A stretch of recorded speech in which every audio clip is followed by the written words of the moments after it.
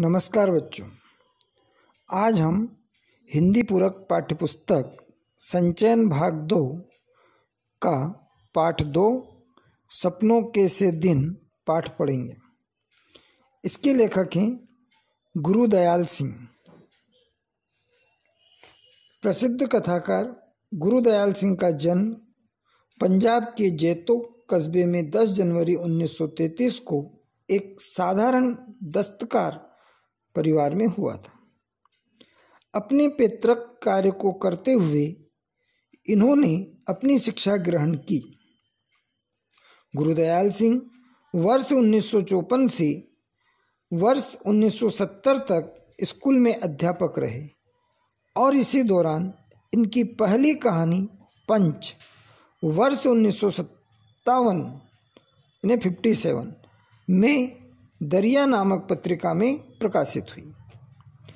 इसके उपरांत वे कॉलेज के प्राध्यापक नियुक्त हुए और अंततः यूनिवर्सिटी से प्रोफेसर के पद से सेवानिवृत्त हुए। ये लेखक का साधारण सा सूक्ष्म परिचय था। इसके बाद हम देखते हैं पाठ की रूपरेखा। यह पाठ पंजाबी लेखक गुरुदयाल सिंह की आत्मकथा का एक अंश है। आत्मकथा का मतलब होता है अपने स्वयं के बारे में लिखना। आत्मा ने स्वयं की आत्मा और कथा है ना कहानी कि स्वयं की आत्मा या स्वयं के बारे में जो कहानी लिखी जाती है उसको आत्मकथा कहा जाता है। ये एक विधा होती है, हिंदी की विधाओं में से एक विधा होती है, जैसे कविता, कहानी, निबंध, पत्र जो होती हैं विधाएं, उसी में से एक आत्मकथा भी एक विधा है। इसमें लेखक ने अपने बचपन के उन आनंदमय दिनों का चित्रण किया है जब खेलते खेलते चोट लगती थी, हाथ पैर छिल जाते थे। तब चोट लगने के बावजूद घर जाकर माता पिता तथा बहनों की डांट खानी पड़ती थी। कुछ क्षण बाद फिर से वही खेल मन में गुदगुदाने लगता था, अर्थात फिर से वह खेल खेलने का मन होता था। मतलब लेखक क्या कि हाथ पैर में चोट लगा के है ना, या धूल में होकर इधर उधर से घर पर आता, घर पर माता पिता या बड़े भाई बहनों की डांट खाकर थोड़ी देर बैठता, लेकिन कुछ समय बाद फिर उसे वहीं बाहर जाकर खेलने की इच्छा होती थी, मस्ती करने की इच्छा होती थी। लेखक ने अपने स्कूली जीवन के अनुभव को वर्णित करते हुए कहा है कि उन दिनों स्कूल का वातावरण बहुत नीरस एवं भय उत्पन्न करने वाला हुआ करता था। नीरस मतलब जिसमें कोई आनंद ना हो, मतलब लेखक को स्कूल जाने में कोई आनंद नहीं आता था। भय उत्पन्न करता था, स्कूल में जाना एक डर जैसा पैदा कर देता था लेखक के अंदर। इस तरीके के वातावरण, इस तरीके की बातों के का लेखक ने अपने जीवन की इन बातों सभी का इस पाठ में वर्णन किया है। तो आइए हम इस पाठ को समझते हैं, पढ़ते हैं। सपनों के से दिन, लेखक की आत्मकथा। सपनों के से दिन। मेरे साथ खेलने वाले सभी बच्चों का हाल एक सा होता। नंगे पांव, फटी मैली सी कच्छी और टूटे बटनों वाले कई जगह से फटे कुर्ते और बिखरे बाल। जब लकड़ी के ढेर पर चढ़कर खेलते नीचे को भागते तो गिरकर कई तो जाने कहां कहां चोट खा लेते और पहले ही फटे पुराने कुर्ते तार तार हो जाते। धूल भरे कई जगह से छिले पांव, पिंडलियां या लहू के ऊपर जमी रेत मिट्टी से लथपथ घुटने लेकर जाते तो सभी की माँ बहनें उन पर तरस खाने की जगह और पिटाई करती। कईयों के बाप बड़े गुस्सैल थे, पीटने लगते तो यह ध्यान भी ना रखते कि छोटे बच्चे के नाक कान से लहू बहने लगा है या उसके कहाँ चोट लगी है। परंतु इतनी बुरी पिटाई होने पर भी दूसरे दिन फिर खेलने चले आते। यह बात तब ठीक से समझ आई जब स्कूल अध्यापक बनने के लिए एक ट्रेनिंग करने गया और वहाँ बाल मनोविज्ञान का विषय पढ़ा। ऐसी बातों के बारे में तभी जान पाया कि बच्चों को खेलना क्यों इतना अच्छा लगता है कि बुरी तरह पिटाई होने पर भी फिर खेलने चले आते हैं। मेरे साथ खेलने वाले अधिकतर साथी हमारे जैसे ही परिवारों के हुआ करते। सारे मोहल्ले में बहुत परिवार तो हमारी तरह आसपास के गांव से ही आकर बसे थे। 2-3 घर साथ की उजड़ी सी गली में रहने वाले लोगों के थे। हमारी सभी की आदतें भी कुछ मिलती जुलती थी। उनमें से अधिक तो स्कूल जाते ही ना थे, जो कभी गए भी पढ़ाई में रुचि न होने के कारण किसी दिन बस्ता तालाब में फेंक आए और फिर स्कूल गए ही नहीं, ना ही माँ बाप ने जबरदस्ती भेजा। यहाँ तक के परचूनिये आढ़तिये भी अपने बच्चों को स्कूल भेजना जरूरी ना समझते।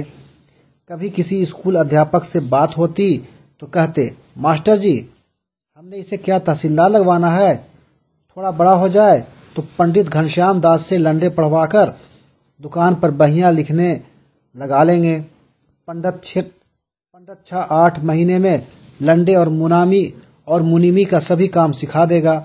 वहां तो अभी तक अलिफ बे जीम चे भी सीख नहीं पाया।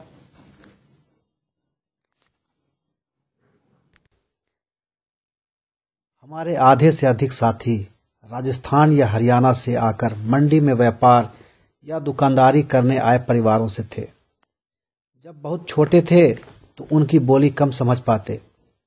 उनके कुछ शब्द सुनकर हमें हंसी आने लगती, परंतु खेलते तो सभी एक दूसरे की बात खूब अच्छी तरह समझ लेते। पता भी नहीं चला कि लोकोक्ति अनुसार एक खेड़न दे 3-4 कैसे कब बीत गए। हम में से कोई भी ऐसा ना था जो स्कूल के कमरे में बैठकर पढ़ने को कैद ना समझता हो। कुछ अपने माँ बाप के साथ जैसा भी था काम कराने लगे। बचपन में घास अधिक हरी और फूलों की सुगंध अधिक मनमोहक लगती है। यह शब्द शायद आधी शती पहले किसी पुस्तक में पढ़े थे, परंतु आज तक याद हैं। याद रहने का कारण यही है कि यह वाक्य बचपन की भावनाओं सोच समझ के अनुकूल होगा, परंतु स्कूल के अंदर जाने से रास्ते के दोनों ओर जो अलियार के बड़े ढंग से कटे छांटे झाड़ उगे थे, जिन्हें हम डंडियां कहा करते, उनके नीम के पत्तों जैसे पत्तों की महक आज तक भी आंख मूंद कर महसूस कर सकता हूँ। उन दिनों स्कूल की छोटी क्यारियों में फूल भी कई तरह के उगाए जाते थे, जिनमें गुलाब, गेंदा और मोतिया की दूध सी सफ़ेद कलियां भी हुआ करती। ये कलियां इतनी सुंदर और खुशबूदार होती थी कि हम चंदू चपड़ासी से आंख बचाकर कभी कभार 1-2 तोड़ लिया करते। उनकी बहुत तेज सुगंध आज भी महसूस कर पाता हूँ, परंतु यह याद नहीं कि उन्हें तोड़कर कुछ देर सूंघकर फिर क्या किया करते। शायद जेब में डाल लेते, माँ उसे धोने के समय निकालकर बाहर फेंक देती, या हम ही स्कूल से बाहर आते उन्हें बकरी के मेमनों की भांति चर जाया करते। जब अगली श्रेणी में दाखिल होते तो एक और तो कुछ बड़े सियाने होने के एहसास से उत्साहित भी होते, परंतु दूसरी ओर नई पुरानी कॉपियों किताबों से जाने कैसी बास आती कि उन्हीं मास्टरों के डर से कांपने लगते जो पिछली श्रेणी में पढ़ा चुके होते। तब स्कूल में शुरू साल में 1-1.5 महीना पढ़ाई हुआ करती, फिर 1.5-2 महीने की छुट्टियां शुरू हो जाया करती। अब तक जो बात अच्छी तरह याद है वह छुट्टियों के पहले और आखिरी दिनों का फर्क था। पहले 2-3 सप्ताह तो खूब खेल कूद हुआ करती। हर साल ही माँ के साथ ननिहाल चले जाते। वहाँ नानी खूब दूध दही मक्खन खिलाती, बहुत प्यार करती। छोटा सा पिछड़ा गांव था, परंतु तालाब हमारी मंडी के तालाब जितना ही बड़ा था। दोपहर तक तो उस तालाब में नहाते, फिर नानी से जो जी में आता मांग कर खाने लगते। नानी हमारे बोलने के ढंग या कम खाने के कारण बहुत खुश होती। अपने पोतों को हमारी तरह बोलने और खाने पीने को कहती। जिस साल ननिहाल ना जा पाते उस साल भी अपने घर से थोड़ा बाहर तालाब पर चले जाते, कपड़े उतार पानी में कूद जाते और कुछ समय बाद भागते हुए एक रेतीले टीले पर जाकर रेत के ऊपर लेटने लगते। गीले शरीर को गर्म रेत से खूब लथपथ कर उसी तरह भागते किसी ऊंची जगह से तालाब में छलांग लगा देते। रेत को गंदले पानी से साफ कर फिर टीले की ओर भाग जाते। याद नहीं कि ऐसा 5-10 बार करते या 15-20 बार। कई बार तालाब में कूदकर ऐसे हाथ पांव हिलाने लगते जैसे बहुत अच्छे तैराक हों। परंतु एक दो को छोड़ मेरे किसी साथी को तैरना नहीं आता था। कुछ तो हाथ पांव हिलाते हुए गहरे पानी में चले जाते तो दूसरे उन्हें बाहर आने के लिए किसी भैंस के सींग या दुम पकड़कर बाहर आने की सलाह देते, उन्हें ढांढस बंधाते। कूदते समय मुंह में गंदा पानी भर जाता तो बुरी तरह खांसते। कई बार ऐसा लगता कि सांस रुकने लगी है, परंतु हाय हाय करते किसी न किसी तरह तालाब के किनारे पहुंच जाते। फिर छुट्टियां बीतने लगती तो दिन गिनने लगते। प्रत्येक दिन डर बढ़ता चला जाता। खेल कूद और तालाब में नहाना भी भूलने लगता। मास्टरों ने जो छुट्टियों में करने के लिए काम दिया होता उसका हिसाब लगाने लगते। जैसे हिसाब के मास्टर जी 200 से कम सवाल कभी न बताते। मन में हिसाब लगाते कि यदि 10 सवाल रोज निकाले तो 20 दिन में पूरे हो जाएंगे।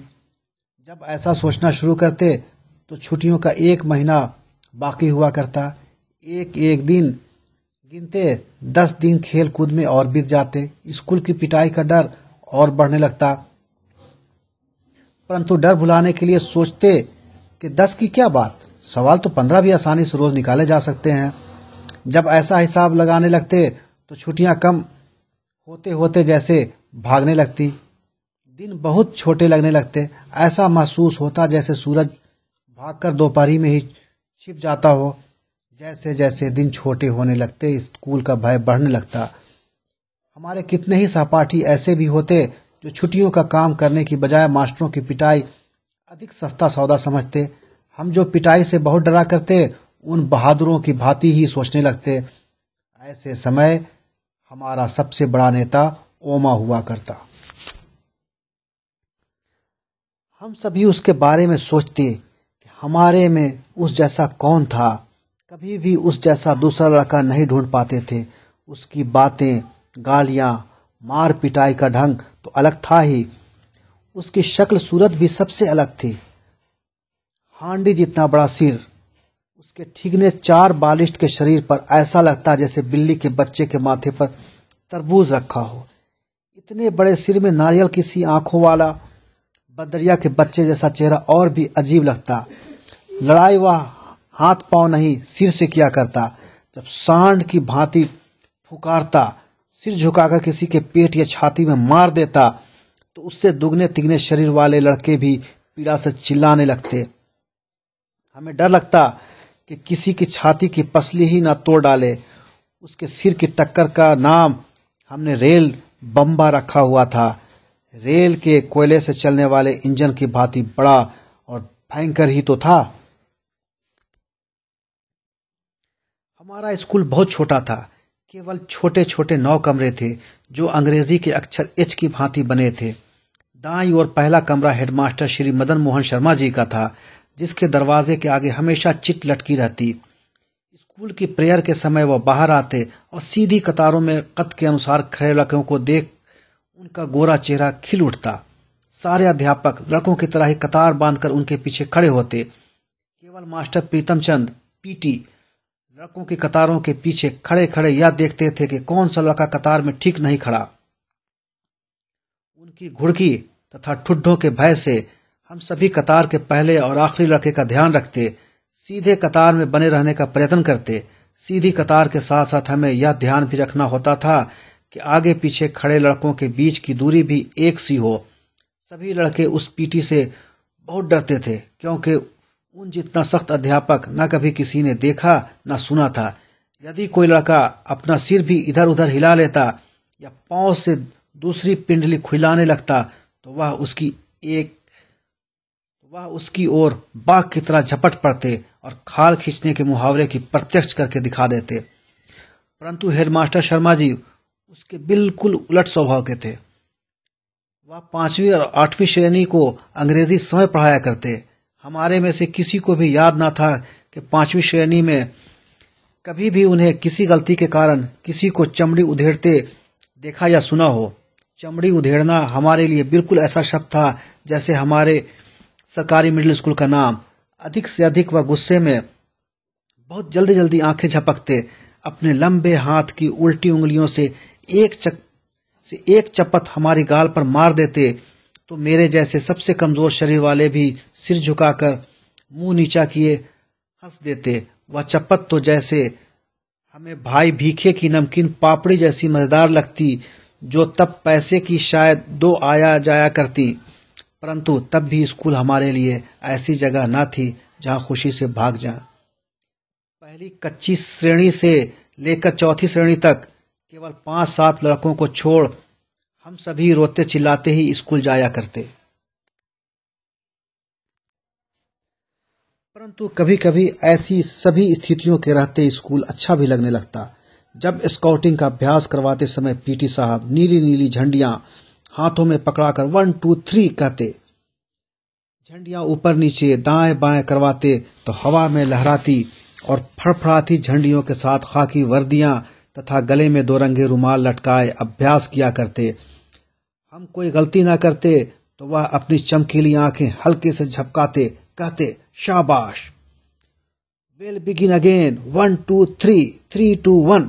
उनकी एक शाबाश ऐसे लगने लगती जैसे हमने किसी फौज के सभी तमगे जीत लिए हों। कभी यही एक शाबाश सभी मास्टरों की ओर से हमारी सभी कॉपियों पर साल भर की लिखी गुड्डों से अधिक मूल्यवान लगने लगती। कभी ऐसा भी लगता कि कई साल की सख्त मेहनत से प्राप्त की पढ़ाई से भी पीटी साहब के डिसिप्लिन में रहकर प्राप्त की गुडविल बहुत बड़ी थी। परंतु यह भी एहसास रहता कि जैसे गुरुद्वारे का भाई जी कथा करते समय बताया करता कि सती गुरु के भय से ही प्रेम जागता है, ऐसे ही पीटी साहब के प्रति हमारी प्रेम की भावना जग जाती।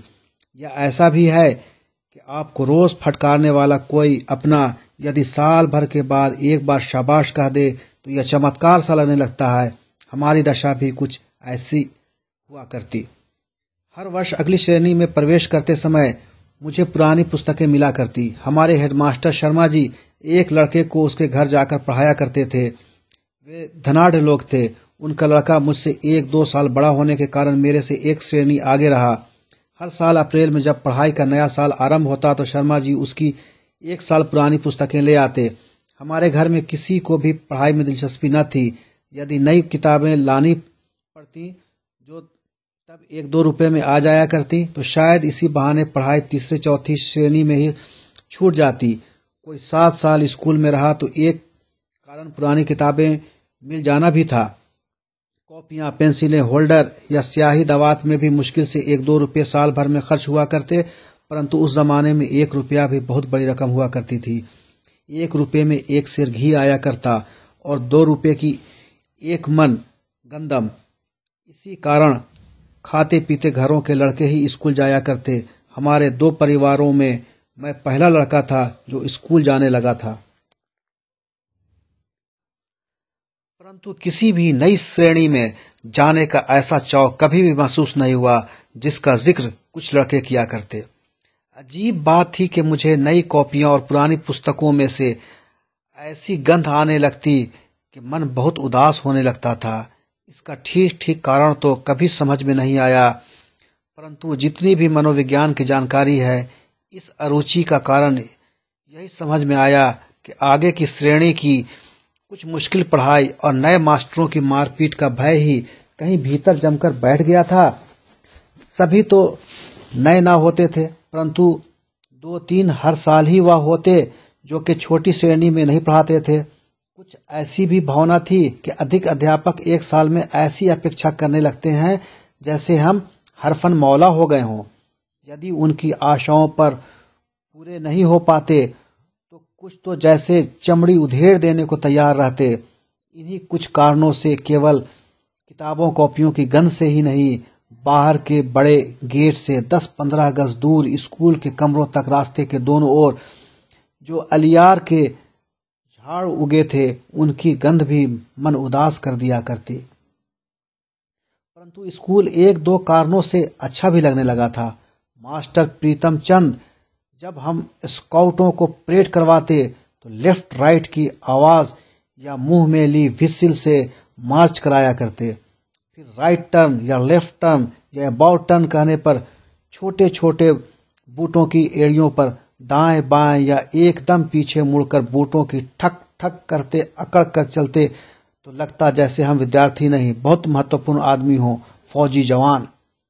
दूसरे विश्व युद्ध का समय था, परंतु हमारी नाभा रियासत का राजा अंग्रेजों ने 1923 में गिरफ्तार कर लिया था और तमिलनाडु में कोडाईकनाल में ही जंग शुरू होने से पहले उसका देहांत हो गया था। उस राजा का बेटा कहते थे अभी विलायत में पढ़ रहा था, इसलिए हमारे देसी रियासत में भी अंग्रेज की ही चलती थी। फिर भी राजा के न रहते अंग्रेज हमारी रियासत के गांव से जबरन भर्ती नहीं कर पाया था। लोगों को फौज में भर्ती करने के लिए जब कुछ अफसर आते तो उनके साथ कुछ नौटंकी वाले भी हुआ करते। वे रात को खुले मैदान में शामियाना लगाकर लोगों को फौज के सुख आराम बहादुरी के दृश्य दिखाकर आकर्षित किया करते। उनका एक गाना अभी भी याद है, कुछ मस्खरे अजीब सी वर्दियां पहने और अच्छे बड़े फौजी बूट पहने गाया करते। भर्ती हो जा रे रंगरूट, भर्ती हो जा रे, अठे मिले सै टूटे लीतर, उठे मिलेंदे बूट, भर्ती हो जा रे रंगरूट, अठे पहन से फटे पुराने, उठे मिलेंगे सूट। भर्ती हो जा रे रंगरूट। इन्हीं बातों से आकर्षित हो कुछ नौजवान भर्ती के लिए तैयार हो जाया करते। कभी कभी हमें भी महसूस होता कि हम भी फौजी जवानों से कम नहीं। धोबी की धुली वर्दी और पॉलिश किए बूट और जुराबों को पहने जब हम स्काउटिंग की परेड करते तो लगता हम फौजी ही हैं। मास्टर प्रीतम चंद को स्कूल के समय में कभी भी हमने मुस्कुराते या हंसते ना देखा था। उनका ठिगना कद, दुबला पतला परंतु गठीला शरीर, माता के दागों से भरा चेहरा और बाज सी तेज आंखें, खाकी वर्दी, चमड़े के चौड़े पंजों वाले बूट, सभी कुछ ही भयभीत करने वाला हुआ करता। उनके बूटों की ऊंचाई एड़ियों के नीचे भी खुरियां लगा रखती, जैसे तांगे के घोड़े के पैरों में लगी रहती हैं। अगले हिस्से में पंजों के नीचे मोटे सिरों वाले कील ठुके होते। यदि वह सख्त जगह पर भी चलते तो खुरियां और कीलों के निशान वहां भी दिखाई देते। हम ध्यान से देखते, इतने बड़े और भारी भारी बूट पहनने के बावजूद उनके टखनों में कहीं मोच तक नहीं आती थी। उनको देखकर हम यदि घर वालों से बूटों की मांग करते तो माँ बाप यही कहते कि टखने टेढ़े हो जाएंगे, सारी उम्र सीधे ना चल पाओगे। मास्टर प्रीतम चंद से हमारा डरना तो स्वाभाविक था, परंतु हम उनसे नफरत भी करते थे। कारण तो उसका मारपीट था। हम सभी को, जो मेरे उम्र के हैं, वह दिन नहीं भूल पाया जिस दिन वह हमें चौथी श्रेणी में फारसी पढ़ाने लगे थे। हमें उर्दू का तो तीसरी श्रेणी तक अच्छा अभ्यास हो गया था, परंतु फारसी तो अंग्रेजी से भी मुश्किल थी। अभी हमें पढ़ते एक सप्ताह भी ना हुआ होगा कि प्रीतम चंद ने हमें एक शब्द रूप याद करने को कहा और आदेश दिया कि कल इसी घंटी में ज़बानी सुनेंगे।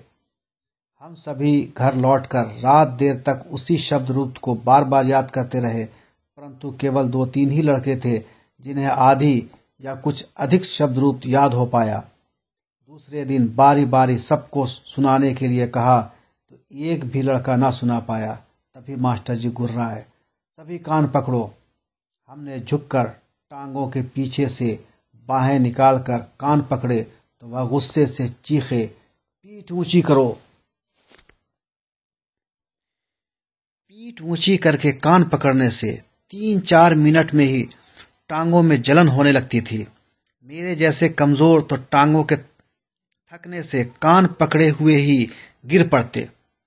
जब तक मेरी और हरबंस की बारी आई तब तक हेडमास्टर शर्मा जी अपने दफ्तर में आ चुके थे। जब हमें सजा दी जा रही थी तो उसके कुछ समय पहले शर्मा जी स्कूल की पूरब की ओर बने सरकारी अस्पताल में डॉक्टर कपलाश से मिलने गए थे। वह दफ्तर के सामने की ओर चले आए। आते ही जो कुछ उन्होंने देखा वह सहन नहीं कर पाए। शायद यह पहला अवसर था कि वह पीटी प्रीतम चंद की उस बर्बरता को सहन न कर पाए। बहुत उत्तेजित हो गए थे। What are you doing? Is it the way to punish the students of 4th class? Stop it at once. हमें तब अंग्रेजी नहीं आती थी, क्योंकि उस समय 5वीं श्रेणी से अंग्रेजी पढ़ाई शुरू की जाती थी। परंतु हमारे स्कूल के 7वीं 8वीं श्रेणी के लड़कों ने बताया था कि शर्मा जी ने कहा था, क्या करते हैं, क्या चौथे श्रेणी को सजा देने का यह ढंग है? इसे फौरन बंद करो। शर्मा जी गुस्से से कांपते बरामदे से ही अपने दफ्तर में चले गए थे। फिर जब प्रीतम चंद कई दिन स्कूल नहीं आए तो यह बात सभी मास्टरों की जुबान पर थी कि हेडमास्टर शर्मा जी ने उन्हें मुअत्तल करके अपनी ओर से आदेश लिखकर मंजूरी के लिए हमारी रियासत की राजधानी नाभा भेज दिया है।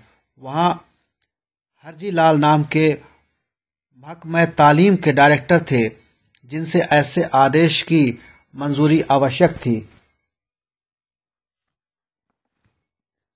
उस दिन के बाद यह पता होते हुए भी कि पीटी प्रीतम चंद को जब तक नाभा से डायरेक्टर बहाल नहीं करेंगे तब तक वह स्कूल में कदम नहीं रख सकते।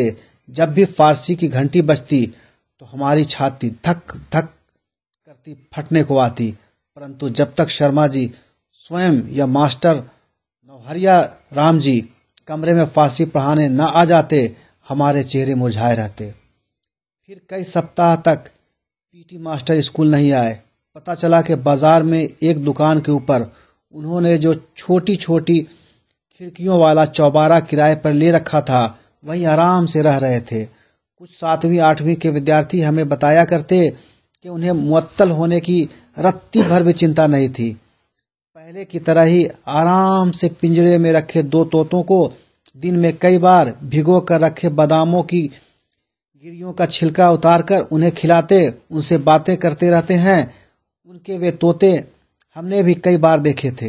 हम उन बड़े लड़कों के साथ उनके चौबारे में गए थे, जो लड़के पीटी साहब के आदेश पर उनके घर का काम करने जाया करते। परंतु हमारे लिए यह चमत्कार ही था कि जो प्रीतम चंद बिल्ला मार मार कर हमारी चमड़ी तक उधेड़ देते, वह अपने तोतों से मीठी मीठी बातें कैसे कर लेते थे। क्या तोतों को उनकी दहकती भूरी आंखों से भय न लगता था?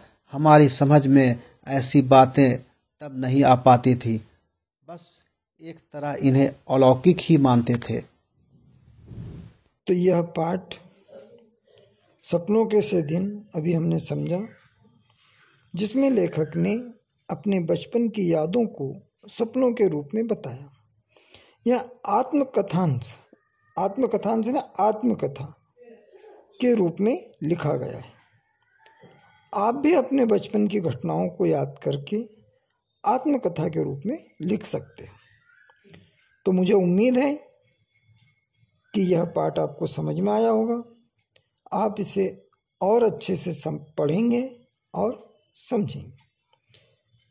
फिर हम अगले वीडियो में मिलते हैं एक नए शीर्षक के साथ। तब तक के लिए धन्यवाद।